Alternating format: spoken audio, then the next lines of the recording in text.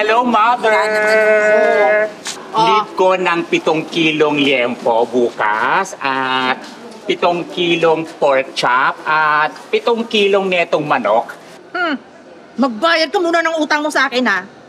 10 mil pa yung utang mo sa akin. Ay, teka lang, Mother Deli, ha? Anong sinasabi mong hindi pa ako bayad? Ah, hindi ba? Talaga naman, yung huli mong kinuha sa akin, hindi mo pa nabayaran? Diba? Ito pa, Ayan, yung banisa. Yan pa. Huwag mo akong binakot na ng ganisa! Ay, di ba gusto mo yan? Ayaw mo? Ito. Ito. Ayan, gusto mo yan? Ayan!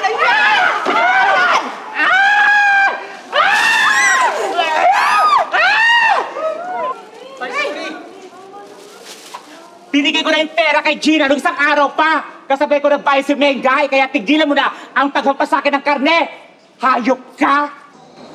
Totoo ba yan, Gina? Ngayon, hindi kayo makaimek. Binigay ko na, mga leche kayo. Ayaw ko man din sa lahat, yung pinapalabas na hindi ako nababayad ng utang at sinungaling.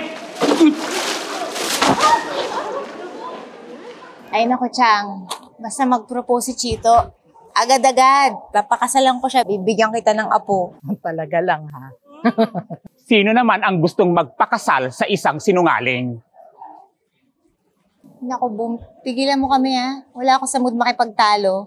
O bakit? Di ba totoo naman? Hindi mo sinabi na nagbayad na ako. Tapos yung pera, binibigay mo lang sa lalaki mo. Kaya pala may boyfriend ka kasi binabayaran mo. Talo pa pala kita kasi ang boyfriend ko walang bayad. Niyabang mo, Kapal na mukha mo, bakla ka. At least, ako bakla lang, ikaw, daig pa ng isang namamakla kasi nagbabayad ka sa lalaki. Hindi ako nagbabayad sa boyfriend ko, Oo, pinipirahan ka lang kasi tanga ka. Oy! Alam mo, hindi ka napapatulog. Tama na! Alam mo, tama na! Tama na yan! Ano? Bakla ka?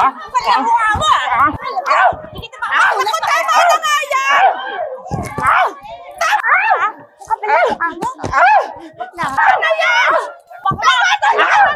Tama na yan! Tama na yan! Pitchang!